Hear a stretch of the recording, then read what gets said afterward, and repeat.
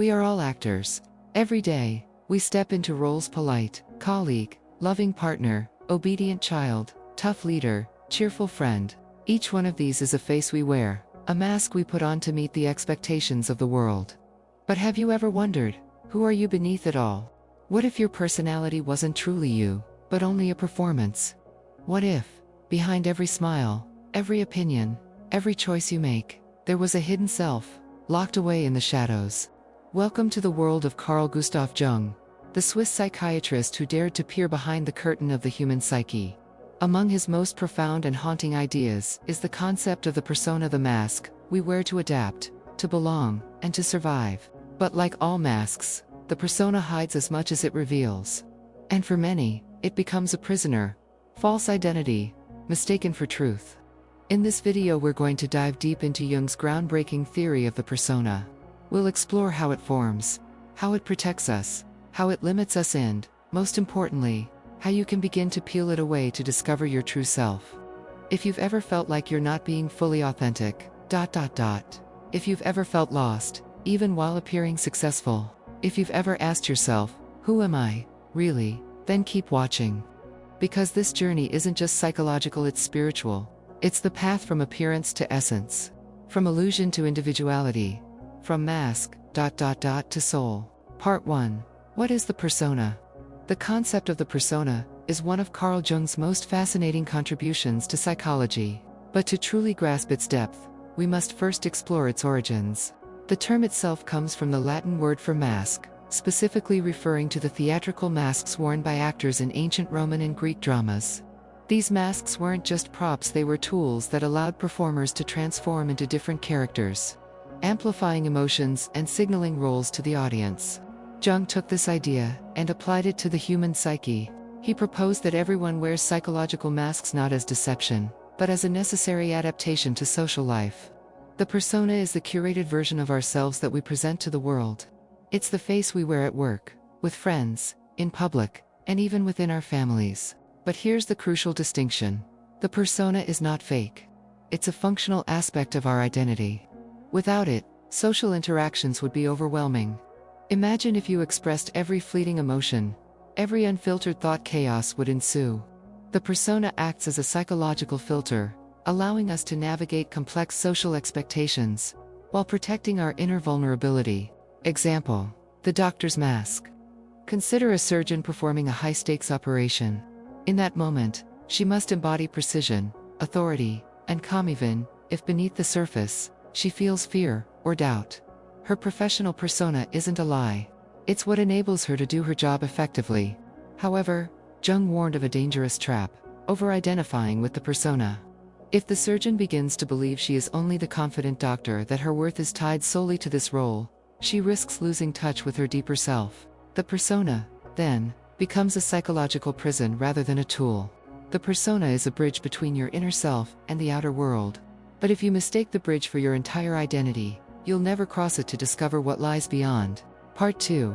Why we need the persona, and its hidden cost.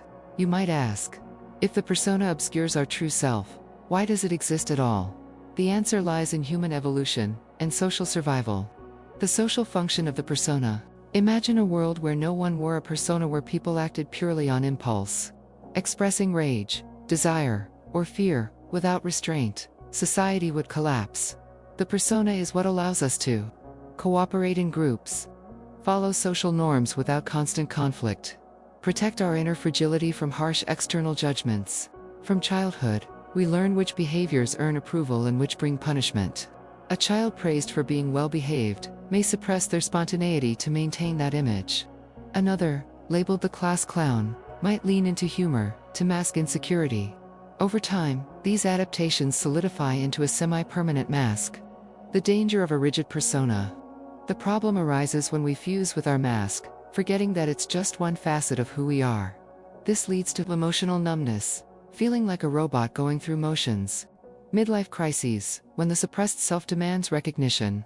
Imposter syndrome, the gnawing sense that you're faking your role. Jung famously said, "The greatest burden a child must bear is the unlived life of its parents."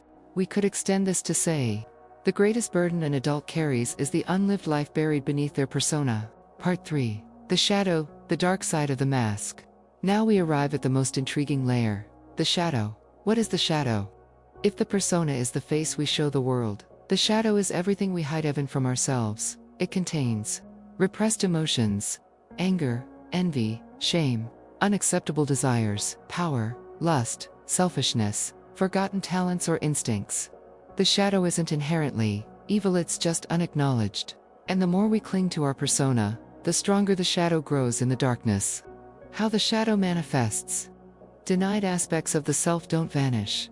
They resurface in destructive ways. Projection, hating in others what we deny in ourselves. Self-sabotage, unconscious acts that undermine success. Mental health struggles, anxiety, depression, addiction. Jung believed true wholeness comes from integrating the shadow, eliminating it. But first we must recognize the mask we wear. The path to integration. Awareness. Notice when you're performing a role. Curiosity. Ask, what am I hiding? What do I judge harshly in others? Dialogue, journal, dream analysis, or therapy to explore hidden parts. Until you make the unconscious conscious, it will direct your life, and you will call it fate. C.G. Jung. Final reflection. Beyond the mask.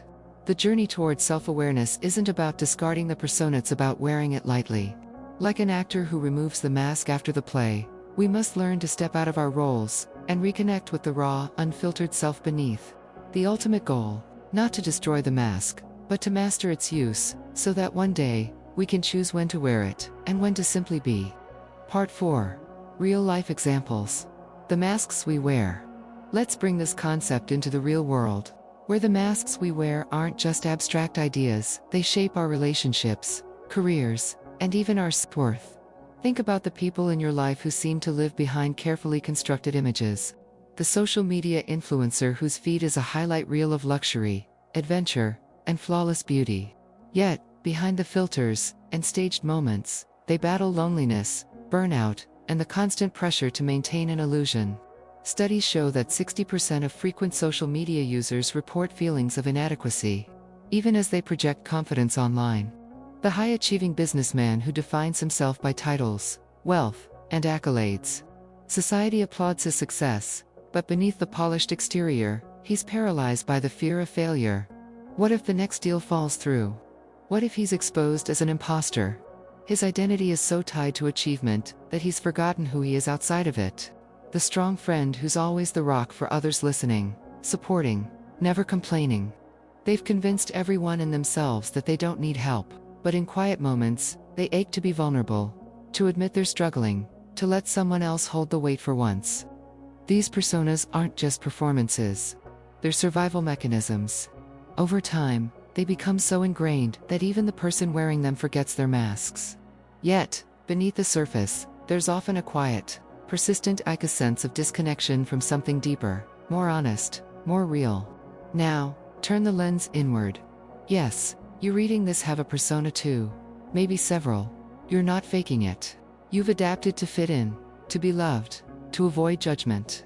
But ask yourself, what parts of yourself have you hidden to be accepted? Did you mute your creativity because it wasn't practical? Did you downplay your intelligence to avoid intimidating others? Did you suppress your emotions because you were told they were too much?